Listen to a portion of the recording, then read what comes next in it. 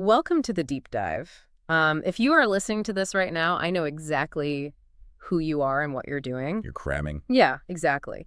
You are a professional planner, or you're well on your way to earning your credentials, and you have this massive, critical professional exam looming on the horizon. And we know the syllabus for this thing is dense. Oh, it's brutal. The reading list is a mile long, and the concepts can really start to blur together, especially when you're just staring at a screen at midnight trying to absorb it all. Right. So the mission of this specific deep dive is to basically act as your ultimate high-level study session.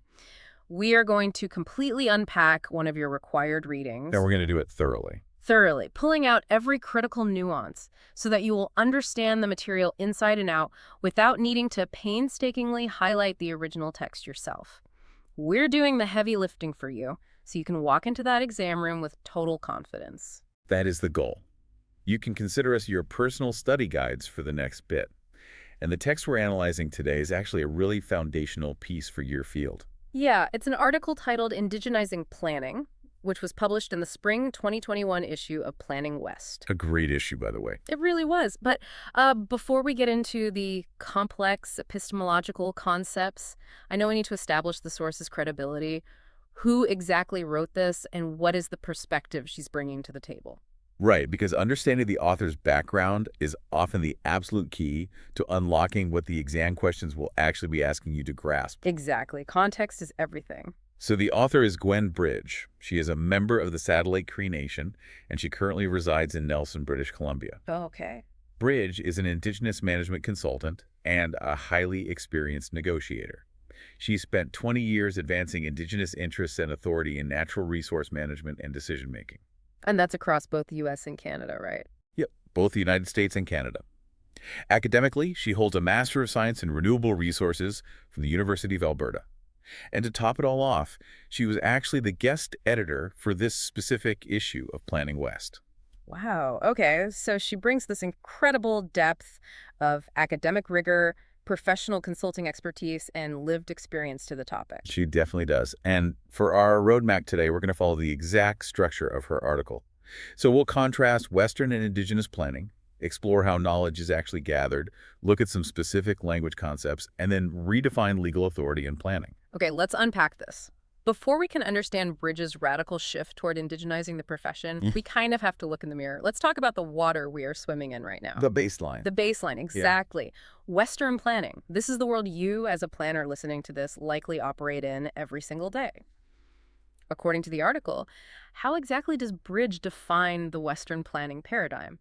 Well, Bridge defines Western planning fundamentally as a practice designed to anticipate future outcomes based on data. Just raw data? Right. Think about the daily life of a planner. It completely revolves around population growth metrics, water pollution permits, conservation priorities. Projected financial return. Exactly. But beneath all of those data points and spreadsheets is a core operating assumption. And this is a crucial philosophical point for your exam notes, so pay attention here. The fundamental assumption of Western planning is that planners and decision makers essentially possess the authority to change the destiny of systems. Wow. So it is essentially built on an assumption of total control. Precisely. Whether those systems are natural ecosystems or human-built environments, Western planning views future states as something that is possible to model, logical to predict, and ultimately desirable to shape. It's a very top-down approach. Very. Bridge argues it is a system deeply rooted in the belief that human plans will ultimately determine the future structure of society, the level of equality within that society, and the overall quality of the environment. I know Bridge uses a few specific examples to highlight this illusion of control and this highly human-centric focus. What does she point to in the text to ground this idea? She uses two very clear examples that you should definitely commit to memory for the exam. The first deals with societal impact. So consider the planning of a new community swimming pool. Okay, a pool. In the Western paradigm, the planner anticipates that building this pool may lead to increased physical health for the residents and a corresponding increase in surrounding property values. Right, because amenities drive up housing prices. Exactly. So the planner is making a deliberate decision to actively influence and dictate the demographic and societal outcome of that specific neighborhood. And I imagine the second example deals with the natural world, which is where the friction really starts. It does. The second example is about environmental impact. If a planner zones a specific area for an industrial use that is permitted to pollute water to a certain allowable threshold, Which happens all the time. right, that plan actively changes the future water quality. It alters the entire hydrologic system. Just by the stroke of a pen. Exactly. Bridges' takeaway here, and the concept you need to understand for the test, is that Western planning is historically rooted in human-focused interests. It operates on the inherent belief that human decisions can manipulate, control, and ultimately dictate future outcomes, even natural ones. Which perfectly sets up the contrast. So let's shift gears and look at the indigenous planning paradigm as Bridge presents it. Now, the article is very clear right up front. Indigenous planning is not a monolith. Right, definitely not. Bridge notes that indigenous communities today deal with the exact same modern issues as non-indigenous communities, complex things like economic development and food security. And because of that, some communities do fully embrace modern planning processes. Absolutely. But the text focuses heavily on traditional indigenous planning, which operates on a completely different frequency. What's fascinating here is the complete reversal of the power dynamic between humans and nature. Well, Bridge explains that traditional indigenous planning does not impose human interests onto natural systems. Instead, it takes guidance from those natural systems. Keeps guidance from nature. Yes, it is an approach characterized by deep spirituality and highly attuned, observation-based methods of interpreting information straight from the earth. You aren't dictating terms to the environment. You are taking dictation from it. Exactly, you're taking dictation from it. So let's go back to that water example, because Bridge provides a counter scenario to the industrial pollution zoning we just discussed. In the traditional indigenous model, if a community is considering damming a river or allowing pollution into a water body, Bridge writes that the water body itself provides the directive. Right. The text says that the water body literally communicates to the people, quote, "I need to be clear and clean." And because that is the authoritative directive from the natural system, all subsequent human decisions must reflect that requirement, meaning absolutely zero polluting is permitted. It is a profound philosophical shift. Under this framework, the natural system is the ultimate stakeholder, and it holds absolute veto power over human development. Okay, but practically speaking, how does a lake issue a veto?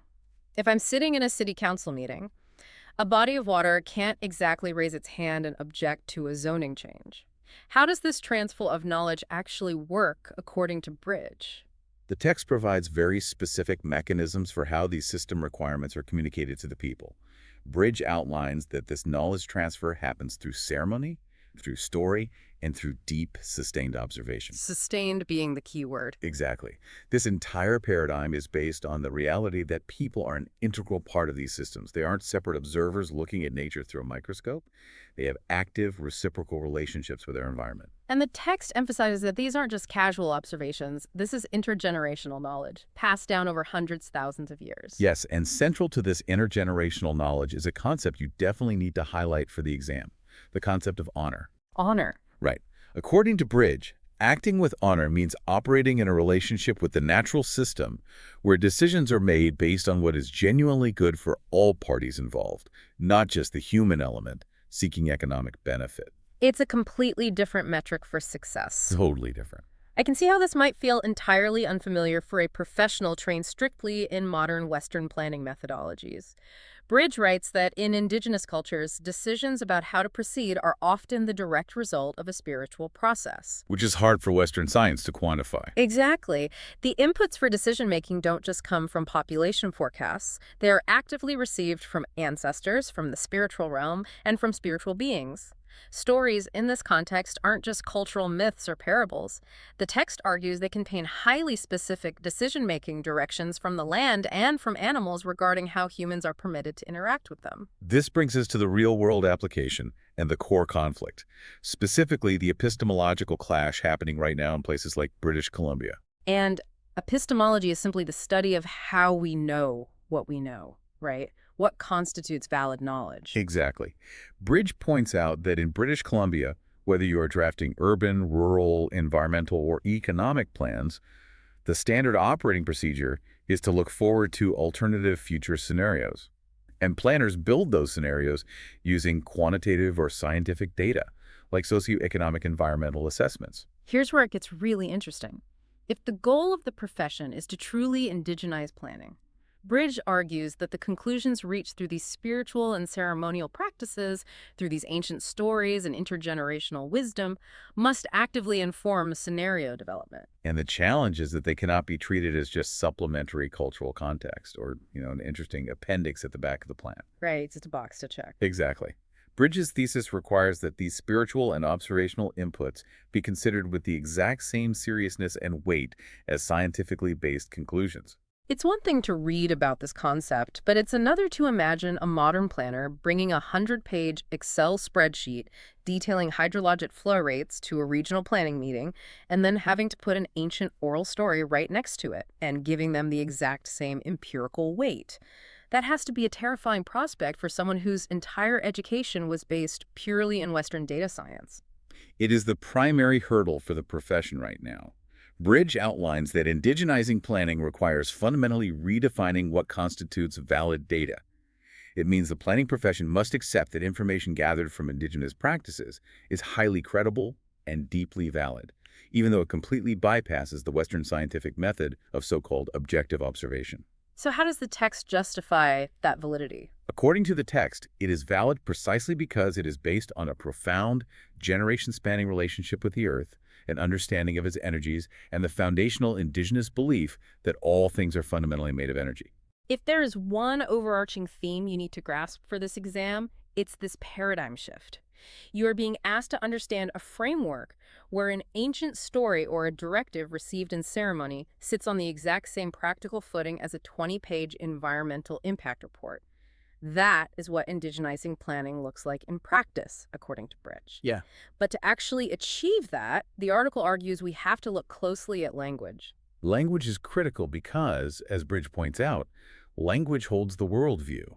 Understanding specific indigenous words and concepts is absolutely critical to the indigenization process. If you are taking notes, pay close attention here because Bridge provides a highly specific concept from the Ensilikson language, that is the language of the Okanagan or Smell Mix culture, the concept of Sixizo. Let's break down Sixizo. The text translates this concept literally as person looks underneath. Person looks underneath. Right. This is not just a descriptive term. It is a highly specific practice and a distinct type of knowledge acquisition. According to Bridge, a person who engages in this practice has the cultivated knowledge to interpret what cannot be seen on the surface of the land.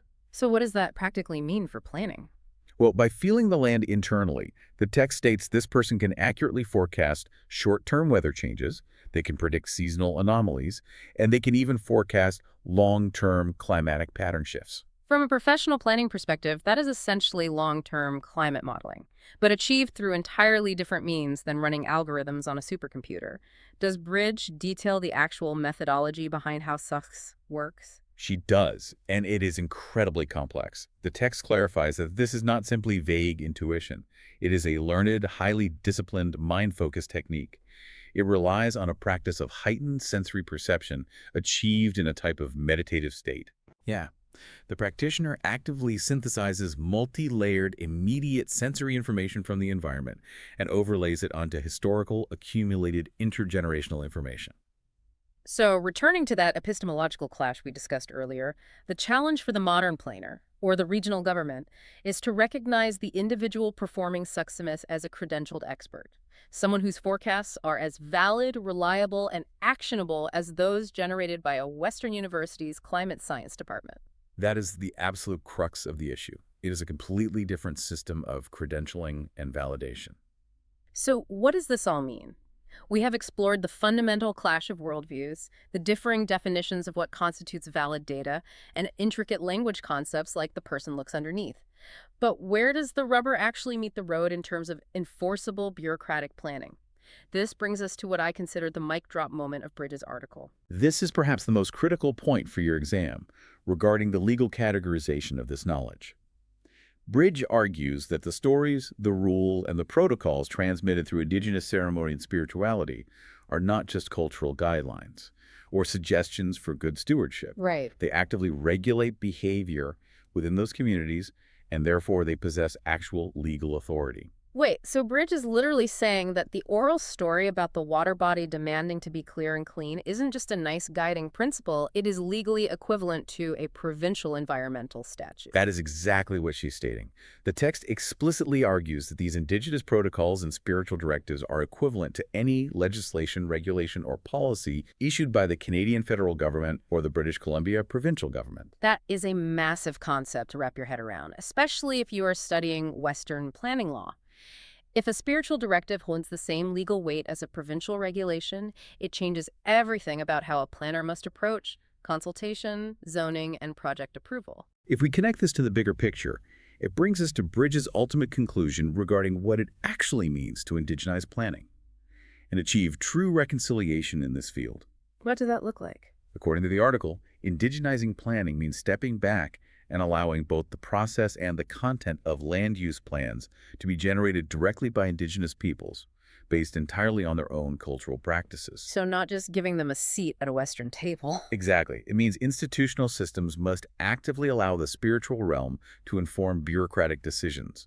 Furthermore, it requires the physical delineation and protection of ceremonial practice sites in official land use plans. And for true reconciliation to occur in the planning profession, Bridge outlines that it requires a monumental shift in mindset from everyone involved at the table. Both Indigenous and non-Indigenous planners must recognize that decisions derived from spiritual practice, from story, and from intergenerational wisdom are deeply informed decisions. Right. They are based on a natural system's actual articulated needs rather than decisions meant to artificially control, manipulate, or dominate that system for human benefit. It requires moving from a historical posture of dominance and assumed authority to a posture of deep listening partnership with both the indigenous communities and the land itself.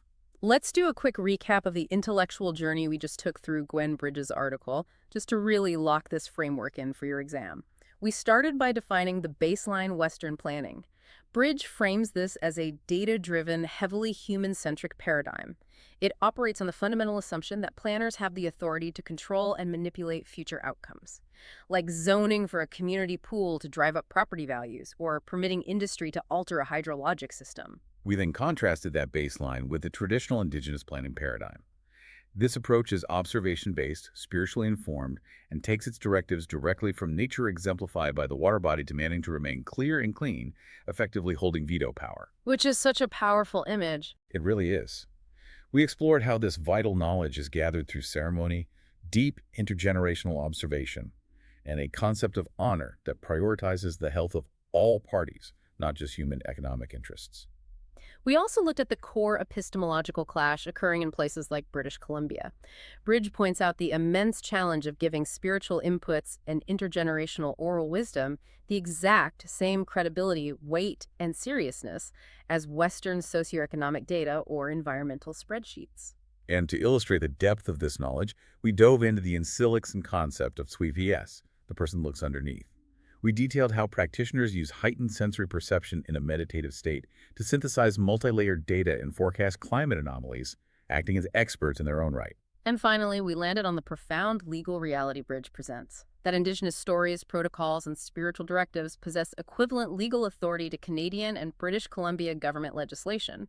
This equivalence fundamentally redefines what true reconciliation and indigenized planning must look like in practice. Mastering these specific contrasts, understanding the deeper philosophical implications behind them, and remembering the exact examples Gwen Bridge provides will serve you incredibly well when you sit down to take your professional planner exam. Absolutely. You now have a solid grasp of not just what the text says, but the underlying paradigm shift it is asking the profession to make. You have the necessary framework to approach any question related to this material. You understand the friction points and the proposed solutions. You are ready for this. But before we let you get back to reviewing the rest of your syllabus, we want to leave you with a final provocative thought, something to mull over that builds on the foundation of everything we just discussed. Bridges' text clearly establishes the argument that nature, like the water body we talked about, issues clear directives. I need to be clear and clean, and that those directives carry equivalent legal authority to human laws. Now, if we were to take this concept of nature having a definitive voice and apply it to the modern emerging Western legal concept of legal personhood, a framework currently being tested globally where rivers, forests, or mountains are actually granted the exact same legal rights as human beings in a court of law, how would that fundamentally change the day-to-day reality of your job? It's a huge question. If the river flowing through your municipality is legally recognized as your equal under the law, holding its own rights and representation, how does the next infrastructure plan you draft change? Good luck with the rest of your studying.